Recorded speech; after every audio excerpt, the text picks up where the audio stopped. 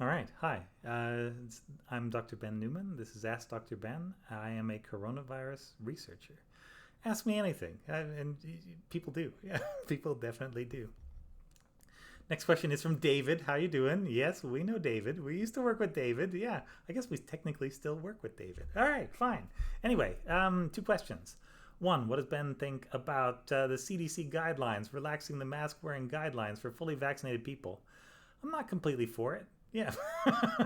I understand why it was done, and as much as they want to say that the science tells us this is fine, I think it's a question of what can we get away with, not a question of what's best. Because what's best is wear a mask until the virus is gone, and when the virus is gone, do whatever. Yeah, enjoy your life. Yeah, because you've earned it. Yeah, we've all earned it.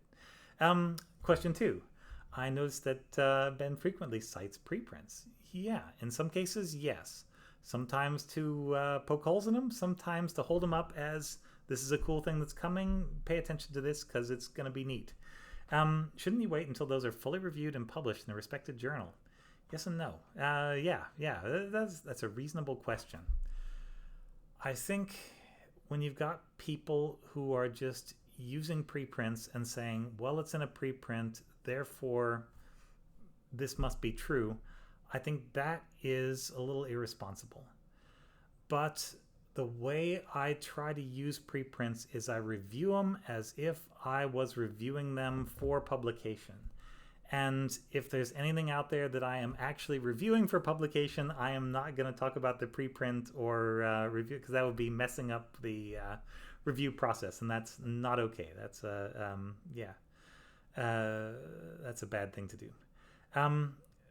So average time to publication for these, based on what I've seen, sort of the fast end between preprint and actual publication is about 3 months.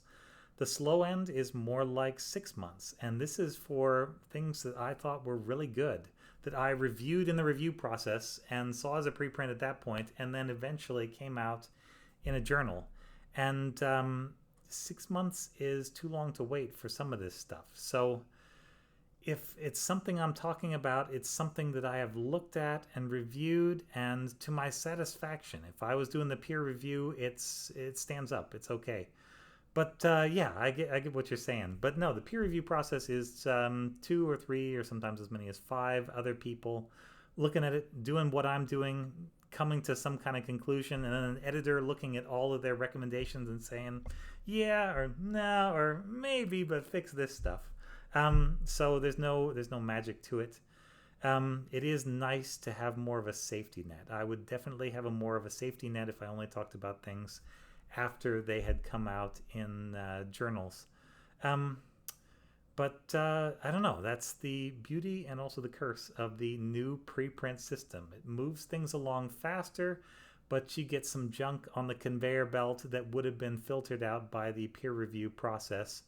And I'm trying to be my own filter, and there's risks to that, but the risks I guess I'm willing to take because I think it's worth it for the reward. But yeah, that's a real good question. That's like a scientific ethics question. And in terms of ethics, I have no special qualifications. I am just a member of the scientific community like any other. And so my opinion should not weigh more than anybody else's. I am not an ethics expert. I'm just giving you the reason why I'm doing the thing that I'm doing, and convince me I shouldn't, and I will stop doing that for sure, because that's the job. Yeah. Thank you for very good, thought-provoking questions. This has been Ask Dr. Ben.